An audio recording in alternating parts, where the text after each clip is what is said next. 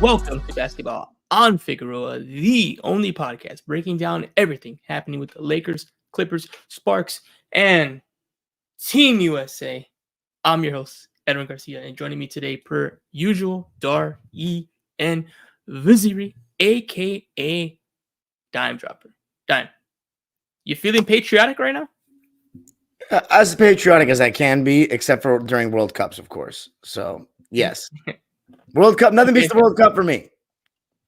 Yeah, no. Well, it's interesting. I think the World Cup's definitely, when it comes to an individual sport, that dominates. The thing about the Olympics that's interesting is that I don't think it's necessarily it's a lot of different individual sports as pinnacle, but it kind of becomes a big moment and has that similar feel that the World Cup does, where even the casuals are like, let me check it out. The thing about the Olympics that's interesting is that it'll get people watching stuff they would never watch, like equestrians, and swimming, and like it just really opens up people's ideas and options of like, you know what, I'm just gonna watch whatever's going on with my country in whatever. And you're watching different sports. It feels like every year everyone kind of finds a new one, like, oh, I don't even know they do this here. And you kind of get into it. So World Cup's probably definitely the biggest when it comes to one sport having one moment.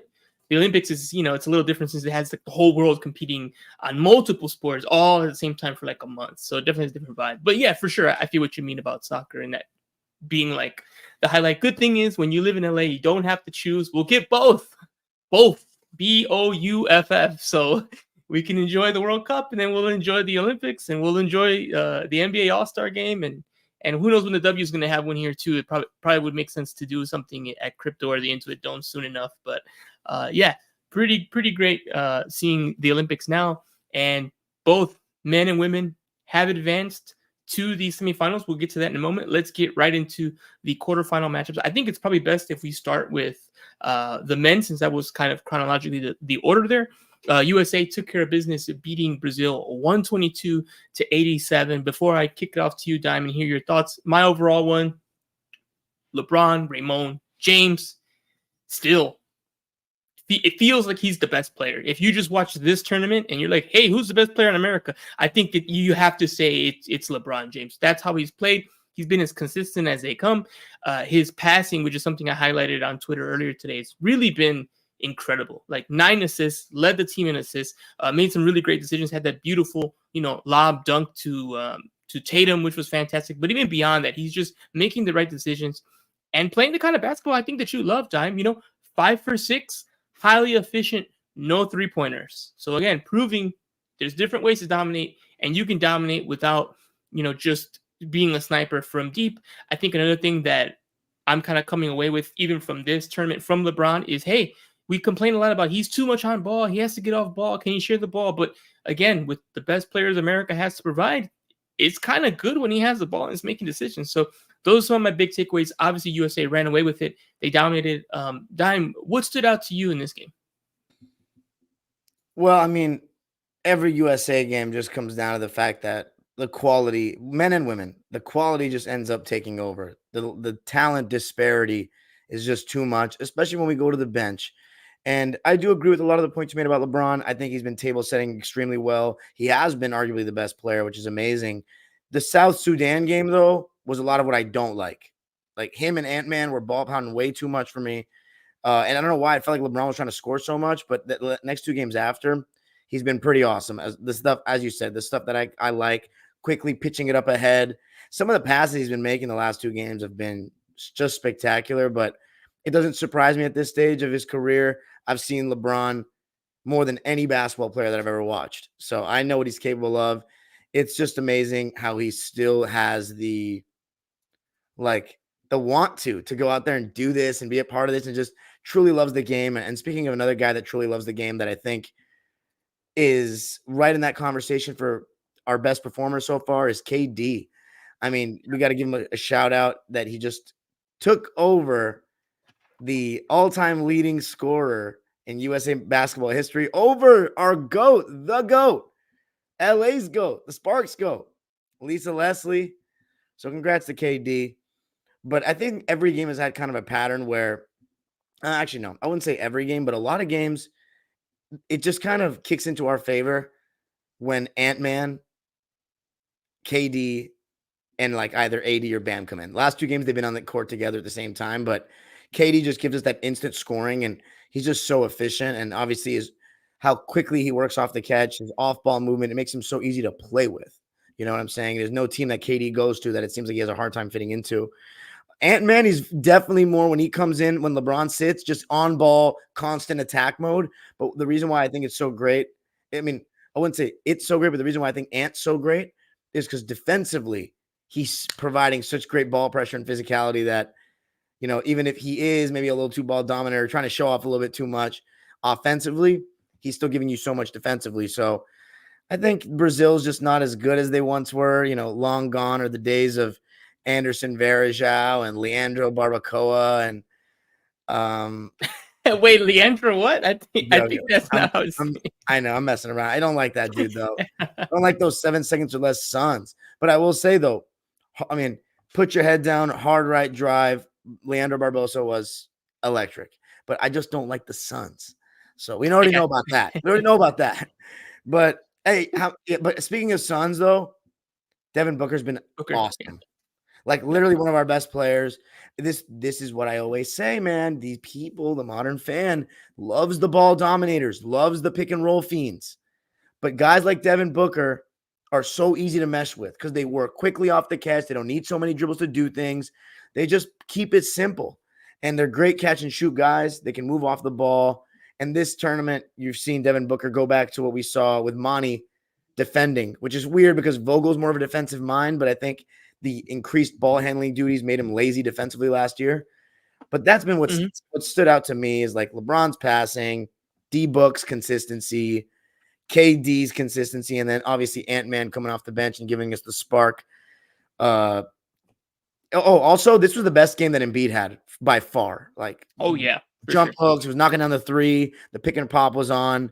14 points, 7 boards for JoJo, 5 for 6 from the field, 3 for 3 from deep, 1 for 1 from the foul line. So did a little bit of everything. And yeah, KD in double figures, AD in double figures, and the Ant-Man with 17 points, 5 rebounds, 2 assists off the bench on 6 for 10 shooting, 3 for 7 from 3. Yeah, and it's been interesting. Just like you, I don't like the pounding of the rock and just kind of, it seems like when you pass to him, it's like glue, like it's not going anywhere. It's like, okay, well, he's going to probably take a shot and that's how it's going to go. So I do have concerns later on in this tournament. If they end up in a single digit situation in the fourth quarter, can you trust him to do the right thing? Or is he going to have to be one of those guys watching because he's just not responsible enough to kind of, play up to the level you need him to, even that scenario. But it still boggles my mind. He's 22 years old. Like, that's nuts. Like, we haven't personally on this podcast talked about, what's the NBA world look like post LeBron. We're pretty much at the point where you need to start kind of thinking about that next 3 to 5 years, right? Probably won't be around. And, branding and popularity, that's different from like the hierarchy necessarily of the NBA. But Ant's going to have something to say on both fronts, given his success already, how good he already is. I'm sure he can either build something in Minnesota or go somewhere else and try to do something big. So, and he's definitely emerging, being this young and having players like Curry, LeBron, KD here, and you're still demanding a role because you're that good. That's impressive. You look at younger players during this time, they're playing a lot less. He should have, Halliburton role or something like that, where he just kind of comes in if they need to. But he's been so good that he's kind of forced his way into the rotation and as one of the spark plugs coming off the bench. So that's really impressive given the pedigree of everyone around. Now, real quick before we move on to the women's game, what are your thoughts about Steph? He's been very silent. I'd say kind of ineffective. And, he's actually had to field the questions about this, but he's not hitting his threes. He's not getting a lot of looks. It's going to happen. It's going to come. And he's kind of, we've talked about this hierarchy kind of shows who's where. And we've seen players like Embiid struggle. We've seen Curry struggle. We've seen Ant kind of still be a spark plug. Like, do you think it's something that it says something about Curry that he's struggling right now? Is it just the situation he's in? Is it because he's playing with LeBron, who's holding the ball so much? Curry's his coach. I mean, shouldn't he be able to get the most out of the player he coaches more than anyone? Like, what's going on with Steph? I think you kind of just summarized it well in all those categories. I think the biggest I mean, I don't know. The biggest finger to point is that Steph himself, because he is still one of the best players we've ever seen. You got to make shots. He's had clean looks. Definitely playing with guys that hold the ball, mainly LeBron and Ant. And he shares the court with LeBron a lot. Is an adjustment, but also the defense. They don't just leave Steph Curry open. You know what I mean? They know where he's at all times. They're very conscious of that. Seems like Booker's getting a lot more open looks than Steph. But also, you talk about Steve Kerr and all that. I don't think it's in the coaching staff's best interest to go out of their way to make Steph Curry comfortable right now. I think it doesn't matter. We're beating teams by 20 plus every game. Who cares? Does it make me think that Steph and LeBron wouldn't be good in the NBA? Not necessarily.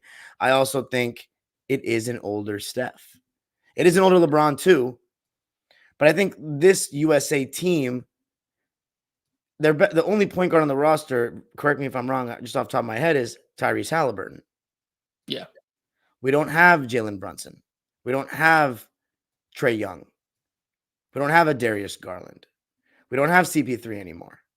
So it's been LeBron is picked on this team to be the trigger man. I mean, Drew Holiday and Derek White, but they're such combo guards. You know what I'm saying? Yeah. LeBron has been picked specifically to be the trigger man, to be the on-ball guy.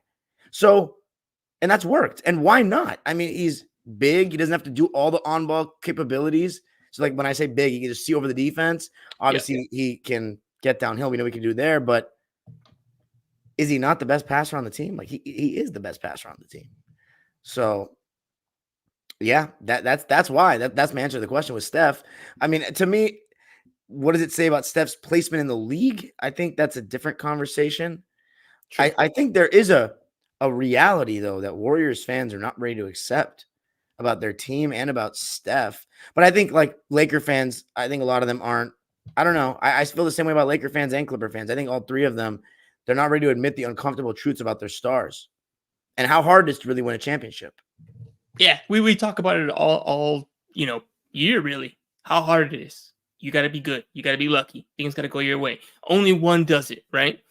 Lakers most successful until this. Oh, I can't even say it. Second most successful franchise in terms of championships.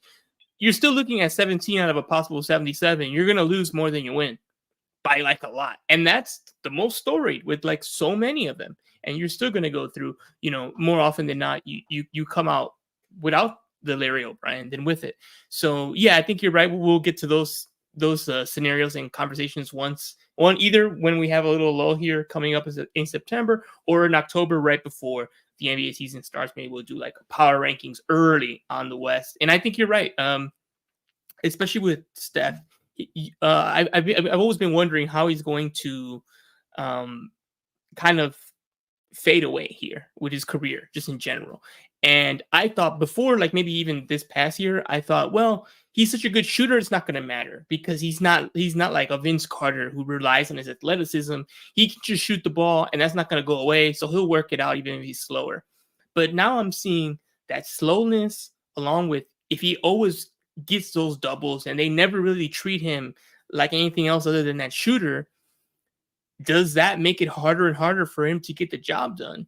And even though his shooting will always be there to some extent, that plus just a little bit of, you see it with Russ, right? One of the reasons Russ, has declined so quickly is because he doesn't have that explosiveness. So those dunks become contested layups and he's not a shooter, right? So that was the end of him being a superstar.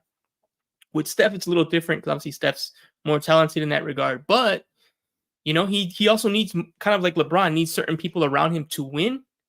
That's something that's interesting with Steph long term. But in this game, this team, he's fine. He's going to be okay. Like you said, they're winning 20 plus points. Everything's going great. He seems to be having generally a good attitude about, hey, next one. And I mean, you got Steph Curry. Like, would we be surprised if he goes 7 for 9 in threes the next game? No. Be like, oh, okay, he finally got one, right? So he might be overdue. Or maybe it's just a Olympic where he didn't get the kind of run that maybe he wanted to. But hey, you get a gold medal. When we look back at the history of his career, 10, 20 years from now, you're not going to remember all the little details about that Olympic run. You just remember, oh, yeah, he was on there with LeBron. They were great. They won. He's got a gold medal, right? Probably won't get the Olympics MVP, but it's a story for later. How long has that existed? The Olympics MVP? Only last one. They Okay. started it the last one, so it's very new. Who won? Great question. Kevin Who won? Durant? That sounds good. Let me see. I'm gonna Well, look it up real quick. Let's right see n- who won it last. right now, LeBron would be my front runner, honestly. Yes, KD, and right? he's the front runner. Do you know who's number 2 in the world? Jokic? Yes, good. That's very good. Yeah, I think Kevin Did you Durant was like top 7 did you watch the game against Australia? Because that's the only game of the quarterfinals that I haven't seen.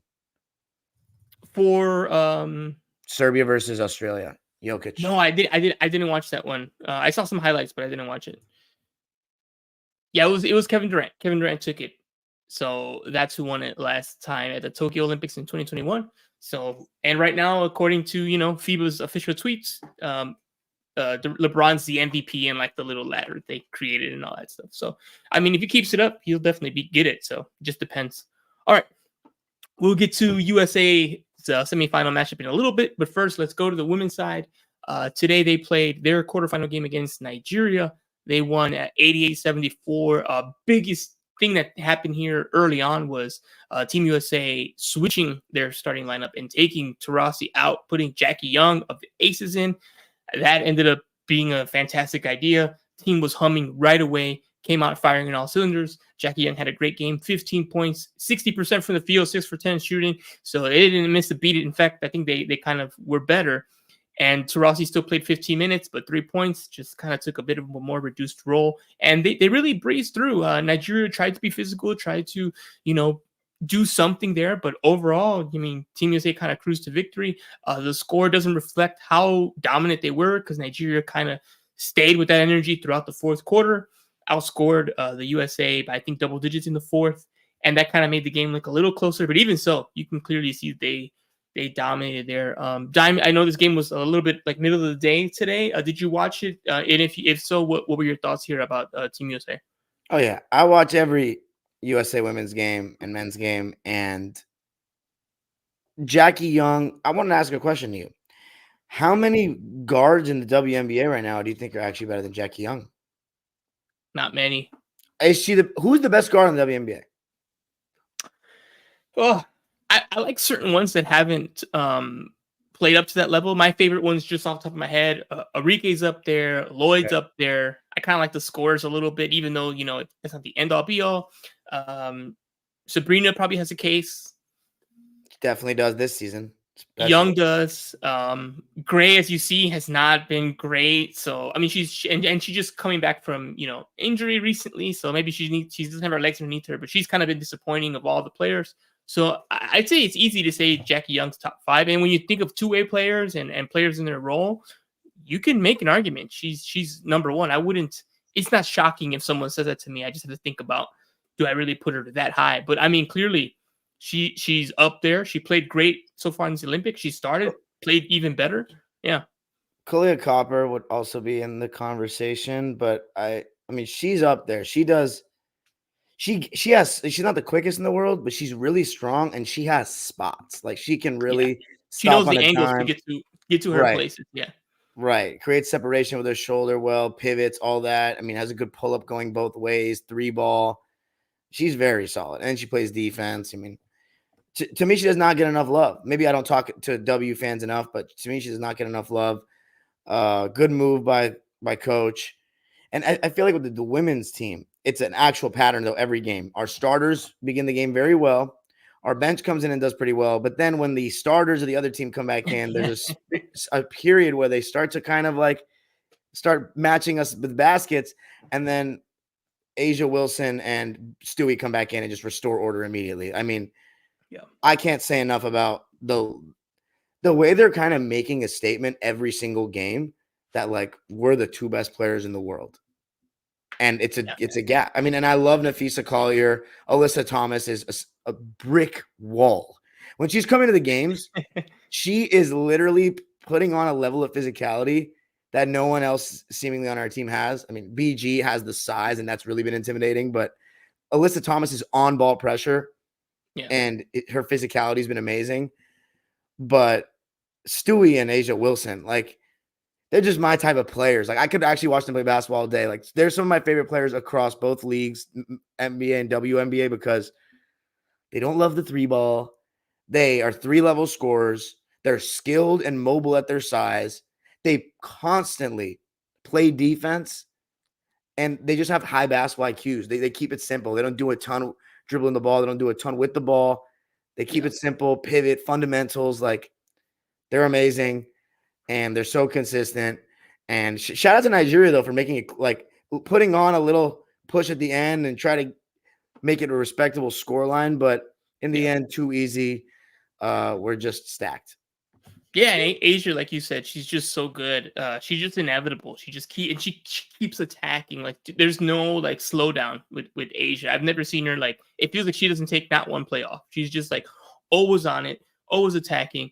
Defensively, she's up there. She's taking on any challenge. If you're trying to stretch her out there, she'll go out there. She's fearless. She'll still recover. Like I remember the last time she played the Sparks, I was just like, man, like just please take 2 minutes off, because it's like it's getting ridiculous watching you like protect the rim, go out there, then you're scoring, and it's like, man, it's like this is such a tough game because it's just like such a force on both sides of the floor. It's ridiculous. And yeah, that's definitely she's been the closer, I feel like, for this team.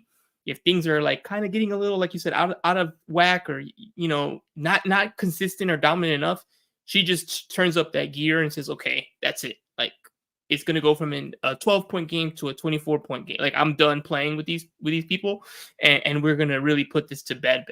And she's done that consistently. She's been the best player in this league for a couple years now, and that's why they're on their way to a potential three-peat.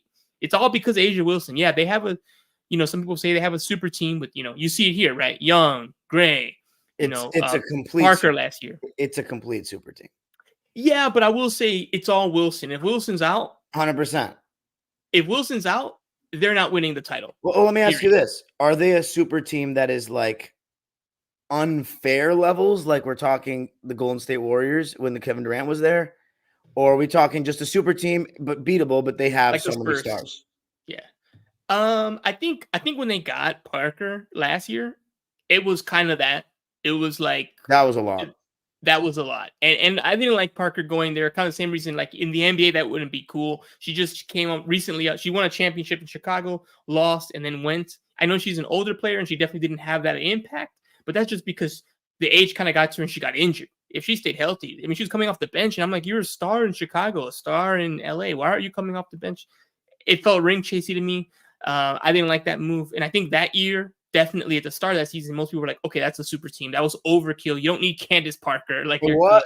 That's what people were saying. I wasn't nearly as into the W then, but I remember that talk because, we love Candace Parker. She is one of the great Sparks of all time. But it was, that's part of why Lisa Lesby is my number one, because she's always been a Spark. I mean, that means a lot. And again, Parker, I get it. She's a Chicago kid. Like I understood it. And you know what? The team was heading a different way. And she won there as the main person. And they never were close to that before she got there. So clearly there's no asterisk on that. And there's no asterisk on any ring. She got the 3. We can talk about the nuance of which ones were harder or whatever. But I think that Vegas team, you could probably call a super team. This one is now with Parker gone. I say this one's just kind of a really, really good team. Well, what's our definition of a super team from your end? For me, a super team is a team that's more built through free agency versus development. Okay, so they drafted Asia. They drafted Plum, Jackie Young, right? Mm-hmm. So the only one is Chelsea, who was with us. And there's someone. Well, yeah, there's a couple of role players, sure. Which is why when they acquired Parker, I felt like that was super teamy. And now that she's gone, I feel like they're not that anymore. Fair enough. I mean, it is. Yeah, it's 3 homegrown. Like the Warriors, right? They were all good, and they went for the overkill. And it's like, okay, that's too much. And then when the overkill was gone, it was like, okay, fine. I'm pretty sure. I mean, they're gonna we'll see what happens when we preview the WNBA finals. If they get there, they play the Liberty. That's gonna be interesting because the Liberty seem ready. Are the Liberty a super team? Yeah, a little bit. They definitely. I mean, they got Brianna. She came from the Storm. Ionescu, they of course, that's homegrown. Courtney Vandersloot, she's kind of bounced around the league, so and then obviously they got John Quell. John Quell from the Connecticut Sun. So they definitely They definitely traded more. And again, nothing wrong with it. I want my team. You know me, I'm always advocating for, Ant, come to LA. Like, I do not care. Like, let's do it. You want to call us a super team? Cool. Call us a super team that wins versus a team that doesn't. See, I mean, I was very uncomfortable with it this past year, but do you think that's only because it was Harden that was a star? Yeah, probably. Yeah. Yeah, I think so. All right, cool. So they took care of business, both Team USA. So what's interesting now, and we'll get to this in a moment, but I just want to share it now, is Dime, we have a potential USA versus France in both the men's and women's because they're both alive. They're both on opposite sides of the bracket. US is favored in both games. France, I think, is probably favored in both. The men, I think they are. Women, it's a little murky, but there's definitely a scenario at this point where we get USA France just across the board. So man, how would that be? Beating France in France, both men and women. That would be amazing. Oh man, that's exciting. Yeah, I mean, the atmosphere's been very good. I'm super excited for, the Intuit Dome Olympic basketball in Los Angeles, California in 4 years. The Clippers Stadium, Bomber's house. We will be there no matter what to see us win another gold. That's right. In a real basketball building. Oh my god. Yeah, crypto.com. I think it's a hockey arena. I love it. It's a great basketball stadium as well, but it's not really a great basketball stadium for watching a game. It's because I love it. And it's nice. It's aesthetically pleasing, but you are pretty far from the court relative to other stadiums. Sure. All right. So let's go to 3x3. Dime, we talked about, I've kind of held the fort down here, so I'll kind of hold it here for 3x3. Unfortunately, 3x3, the women did not get it done. They did not win the gold. They lost to Spain in overtime, 18-16, eliminating them from the gold medal match and putting them in the bronze medal game. Luckily, though, in the bronze medal game, they did win 16-13, beating Canada. This all happened on the same day, so it's just like one massive day where I was like, man, it was on Sunday, and they took care of business there. So I feel like my biggest takeaway, one was Haley Van Lith. She, because of what happened with Caitlin Clark and LSU, where she was getting cooked, and she was the reverse Jordan meme, where she shrugged because she was getting destroyed, and they lost. And it's part of, Caitlin's legacy and part of like Van Lith. She got clowned for that. People were memeing her to smithereens, basically. And then she also transferred now to TCU. So she's out of LSU, the whole thing. It kind of, people just remember that. And then when this tournament started and USA lost the first 3 games, I heard a lot of chatter. I know you did as well. Oh, it's Van Lith, or, again. And it's like, no, that's not what's happening. You got to watch the games. Like, you're getting too caught up in that one moment that went viral in March Madness, and you're putting it on something else.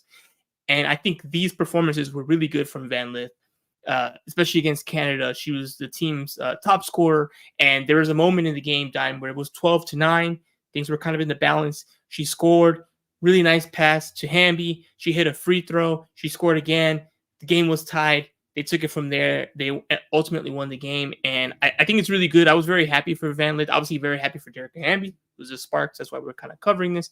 But I was really happy for Van Lith because she's been through a lot. Getting a lot of criticism from LSU, getting a lot of criticism early in this tournament about being the reason why Team USA was struggling. And after the win, she talked a bit about how actually, believe it or not, she mentioned Kobe as being someone that inspired her during this bronze medal game. So I got a quote from her here. Let me read it to you for a moment here. It says, quote, "I think Kobe would be proud as heck of me for not letting us lose that last game. Sometimes you can't control the outcomes like that last game. I'm not going to lie. It was tough. It was a tough situation for us to win it, and we just didn't sulk in it. That's the Kobe mentality. It's like, F it, go out and win the next game," end quote. So, Dime, seeing that now, hey, they didn't win the gold, but they took home the bronze. What are your overall thoughts about 3x3 played at like this high level and how Team USA did in general? Happy for Dearica. I think the girl, I forget her name, the non-WNBA player, Sierra Burdick. That should be your last Olympics, respectfully. If we're trying to win gold, of course. If we're trying to do bronze or worse, then fine. But we got to get some of the solid players in the W that are not playing on the Team USA to play. And also Ryan Howard was a little disappointing for me. And Ryan Howard was, yeah. And I think Ryan Howard's a very good player. But yeah, Well, I mean, she's known for her outside shooting, and she didn't really bring it during this tournament. Team USA struggled to score 21. That's the goal of the game. They did it once. Every other game they won because they ended up leading at the end of regulation, or it went to overtime. They won there, but they still didn't break 21. They only broke 21 once, and that was because Hamby hit an effort 2-point shot with literally the last second, and it was like, oh, 21. I guess we won 21 to 17 instead of 19-17. So clearly, offense was a struggle. Haley Van Lith did a lot of the heavy lifting there. I think Burdick actually, I liked her more overall. She was incredible leadership, talking, coaching. She's talking about, hey, we're going to switch everything. Make sure you ghost the screen. We're doing the Iverson cut. She was very vocal, but I get what you're saying. That's all well and good. We need to win games. If you can't do that, you can't do that. 4 years from now, long time from now. Rakia 2028, please. Actually, no, never mind. Hopefully, Rakia in 4 years will be on Team USA. But if she's not, 4-on-4. Yeah, Brink too. Brink will probably be a factor. She was supposed to play again here, but of course the ACL tear took her out. That would have been special to see Cam, but it was great to see Dearica. I'm happy she medaled, but yeah, it's always disappointing when we don't get gold in our own game. Yeah, I know that was disappointing. It makes me reminisce. I actually covered the women's 3x3 last time, and that team was stacked. They had Jackie Young, they had Nafisha Collier, they had Stephanie Dolson, Kelsey Plum. So, like you said, all WNBA players. Even Van Lith, she's a college kid. There was one game against Azerbaijan. Tiffany Hayes was killing her. Tiffany Hayes is a really good guard on the Dream. Wait, time out. Tiffany Hayes plays for Azerbaijan? Yep. How is that possible? I have not checked her passport or her life story, but yeah, she was there. I remember close. That's not the girl on the Aces? No, Tiffany Hayes. She's on the Dream. She's on the Aces, man. Are you sure? No, she's on the Dream. I could have sworn she's on the Aces, bro. She was on the Dream for 10 years. She's on the Aces now. Oh yeah, you're right. Man, I'm stuck in the past. I'm like, what are you talking? I've seen her plenty of times on the Dream. There you go. But yeah, well, at this level, 3x3. Once I saw her, I was surprised too, because I think you asked me if Azerbaijan had anybody on the 3x3. I'm like, I don't think so. And then I saw Tiffany Hayes. I was like, oh. And you can guess what happened. That was another one. Van Lith kind of got cooked, but so did everybody. Tiffany Hayes is a really good player. Especially again at that level, like that's serious, right? So if we had nothing but WNBA guards and players, we would have had something to cancel that out. That would have took one of our losses away, right? That might change everything. So I'm with you on that. In fact, again, USA got the gold last time. They're the only country in women's 3x3 to medal both times. So I think that still shows, hey, in the other of a possible 6 medals in the 2 Olympics that this competition has been part of the Olympics, there have been 5 different winners. USA is the only one to medal in both. They won gold last time, bronze this time. So I think that shows the quality's there, and we're almost there. We just need to get a bit of a fuller, all WNBA squad probably next time, like you said.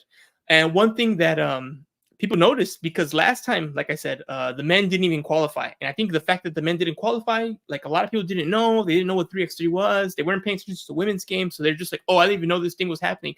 But I think a good thing for USA basketball was, since the men did play, people paid attention that we lost. And they were like, wait, why is Jimmer Fredette here? Who are these guys? Why are we losing? And I want to talk about that just really briefly, because Brian Windhorst went on the Pat McAfee show, and he kind of talked about it. They were like, hey, what's going on? Like, why have we got these guys here? Like, why couldn't we just get like a couple of dudes, backup guys from the Warriors or something? Like, this is ridiculous, right? And he talked about it pretty well about why that's not possible. So I just want to talk about that and see what you think about fixing this. So I tweeted out about it, saying that the 3x3, the rule is for 3x3 basketball, each country's roster must have 2 players ranked within the top 10 of the country, and 2 of the other players can be ranked within the top 50 of your country. And the only way, you might think, well, how do you rank them, right? Well, FIBA does those rankings based on 3x3 play in official tournaments, and you have a point system to qualify and where your players rank. So the only way to earn points to qualify is to play in a lot of different 3x3 tournaments throughout the years that are, official FIBA tournaments. And those tournaments are often in far off places in the summer. Some of them can be during the NBA season. So to be good enough to accrue the points to be top 50, top 10, it's going to take a long-term commitment because you're going to have to play in enough tournaments to get those points. So you're going to have to ask an NBA player, hey, your summers are going to go away for a couple years. You're going to play in the 3x3 World Cups and the World Championships. You might have, can your team allow for something in March? It's a little bit tricky. So, Dime, what do you think about for the women? Obviously, they've makes it happen, and also the women, since the WNBA season is a lot shorter, they can work around that enough to get the points. I think for the men, there might be some sacrifices or at least some heavy commitments in the summer. What do you think about the men? What can they do? What do you recommend? So that way, LA 2028, we can have representation on everything and go for the clean sweep 4 goals. What can the men do? I don't know. I mean, that sounds pretty tough. It sounds like, as you said, need a long-term commitment in addition to all the other stuff they're doing and how many games they're playing in the NBA. It's just, I don't know which players are really about it. It's got to be players that really love the game and really want to get an Olympic medal. Yeah, I think a zag that they can do, maybe talk to some of the younger fringe NBA guys, maybe some of these two-way guys, some of these G leaguers. Can you get someone who's like, 23, 24 to say, hey, make this commitment, right? Like buy in now, let's lock it in. And for the next couple years, you're going to get there. Or do you take some players just coming out of college, something like that, and say, hey, let's develop something here? I think they're going to have to make some investments and have those conversations on, because you're right. The Olympics are tough, especially for the players for these more, like, let's say, luxurious sports, right? Like basketball and soccer. You're asking for a lot. They don't need this. They have other things that are bigger goals personally, even maybe professionally, right? Olympic goals, great, but making an NBA roster, winning a title is probably still the ultimate goal. So there's some issues there. So I think they'll have to figure it out. I think USA basketball can figure it out. I do not think we'll get to the point where they're allowing them to like miss NBA games to play for the Red Bull 3x3 tournament in Milan in October 18th or something. I don't see that happening, but maybe they can get a few guys to say, hey, like you said, they care about it. They can get there and, they can go for this goal. Who knows? Bronny James, 3x3. Why not? Let's just get that. That'd be fun. He could do something like that. Take care of it. It would get viewers. It would. Oh, yeah. Yeah. Bronny playing 3x3 would definitely get viewers. And good two-way player. He's definitely better than Jimmer Fredette. I feel comfortable saying that at this point where Jimmer is. So I hope the men get it together. The women seem to be well on their way. They just were a little short here. But I think the men can definitely get there if we have the talent to do it. We just need to figure out how to make those commitments work. So that way we can send good enough players to get there. So step forward, but definitely falling short. Let's see if I'll be very curious in the next year or two what USA Basketball says about this and what their plan is. Because if they do want to win it, they're going to have to do something different. They keep going like this. I mean, they didn't even get close to the medal games, honestly. So there's work to do. All right. So let's go ahead and take a look here at the upcoming games. We can't look at the whole thing because obviously we're in an elimination scenario. So we can't preview the gold medal games because we don't know who's going to play, but we know what the semifinals looks like for USA. That's tomorrow. They're playing Serbia, 12 o'clock. Obviously, Joker, he's the big one there. That's the big matchup for the USA men. I'm going to assume both me and Dime agree they're going to win. So, Dime, what's the path to winning? What do they have to do to make sure they reach that gold medal match? Not play horrific. I mean, it's the margin for error is so wide. Dude, it's ridiculous. Just like we're individual country wise, no one still compares when we send out our best. Yeah, I'm just a little nervous for Joker. When Joker was on the floor, they were pretty even. Right. I think it'll last time.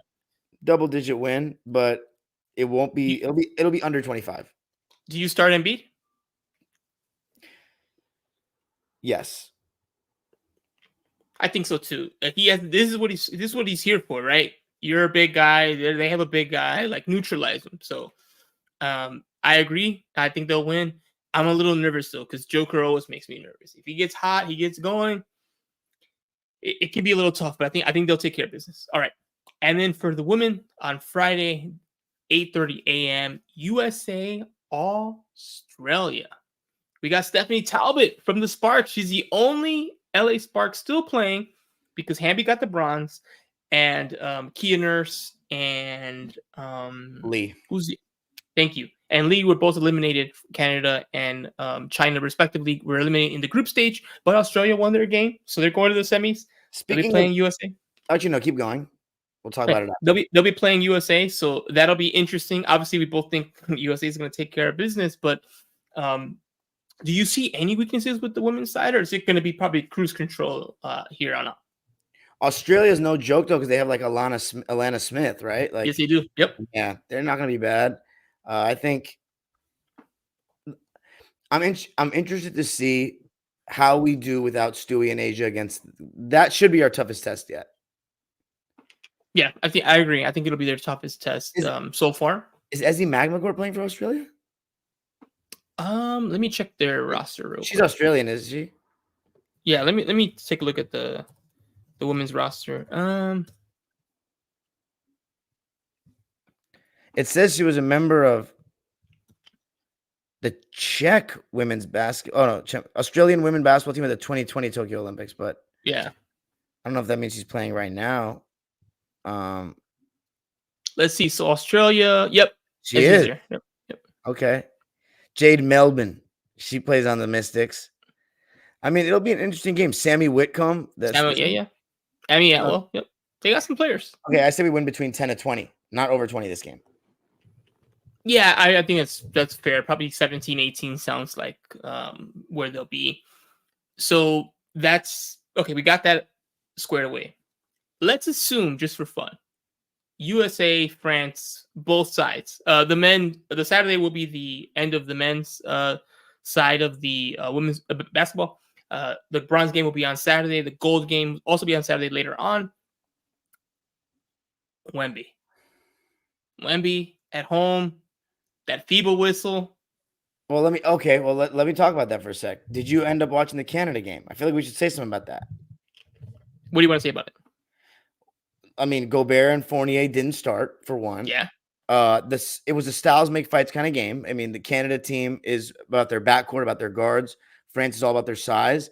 And it was interesting because they didn't actually go with the Twin Tower look. A lot of it was Wemby and then like a big forward like Gershon Yabusele, former Celtic, that was just dominating the Canada switch everything scheme. And Canada thought they could get away with certain guys being able to switch onto those bigger ones. And the Gershon Yabusele and that Lesort guy, I think that's his name.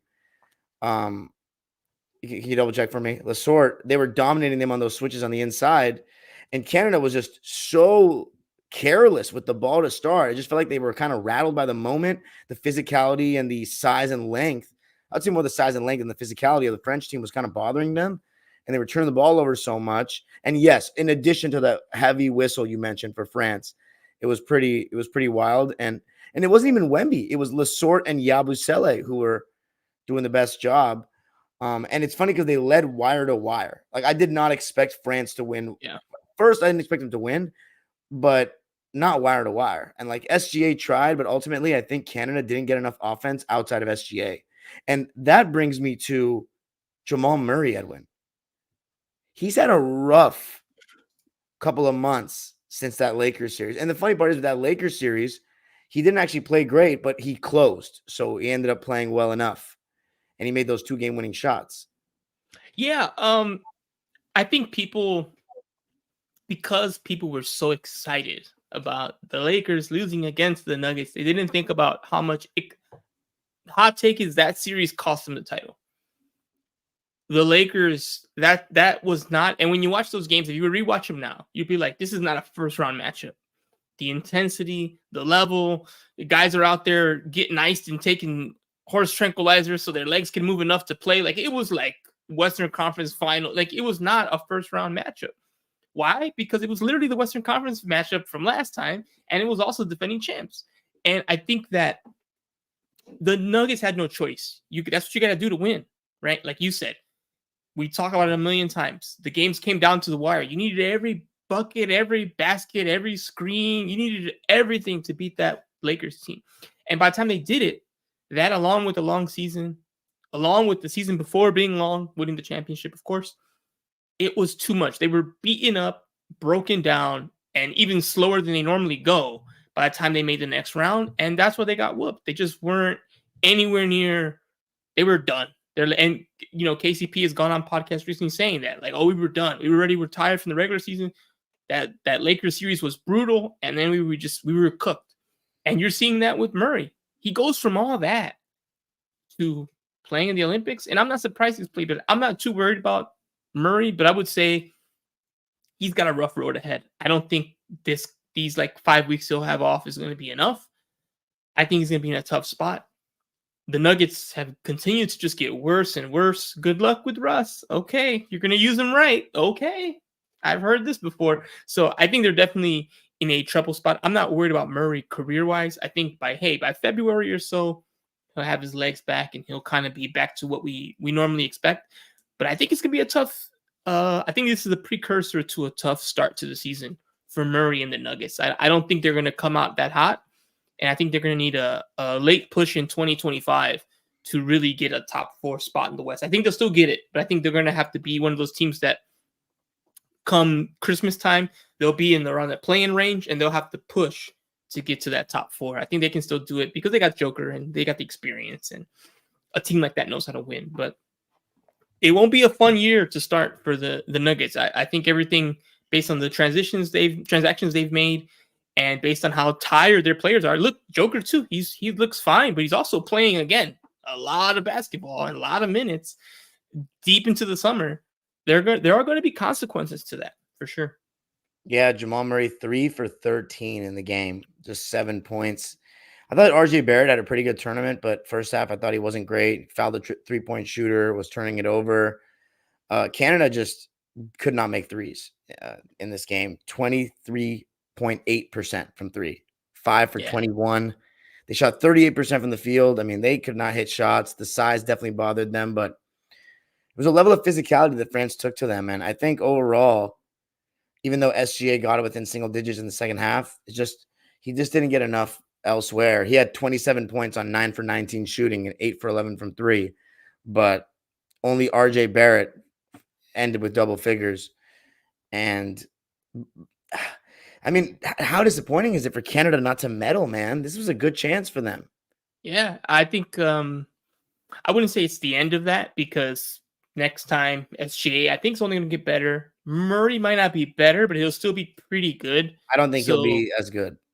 Yeah, that's what I said. He won't be as good, but he'll be pretty good. And he'll probably have a better Olympics than this one. But even if he's a worse player. But yeah, you're right. This is like their golden generation. And yeah, to come out medalists. And not even to come out medalists, you didn't make the semis. So even worse.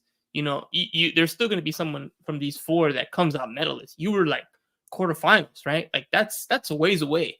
That's 2 more games you need to win before you can medal. So yeah, I think that's disappointing for them. Now LA 2028 will be closer to them. Maybe they can get almost a home court advantage, because I'm sure people from the north can just come down south and all that. And SGA, like I said, he's going to get better. I think that's clear. Maybe him. You develop some of the younger guys, and if Murray can be at least better in the Olympics, they'll have a chance to medal. It's another good chance to medal, but this was the first one that you really felt like they probably should have, and they fell short of that goal, and I think they did because of their play more so than any kind of whistle home court advantage. I think they just didn't play good enough for sure. All right, cool. So we'll see what happens. Hopefully by the time our next time we talk, we got gold and we beat the French, and that's what happened. But it'll be interesting, and we'll also we'll also preview the Sparks by then, because then they'll be ready to go. So excited, almost done here. Let's see history. Let's see the women go up to 60 games in a row in Olympic competition, one consecutively. If they pull off this gold, that's what it'll be. They haven't lost the Olympic Games since 1992.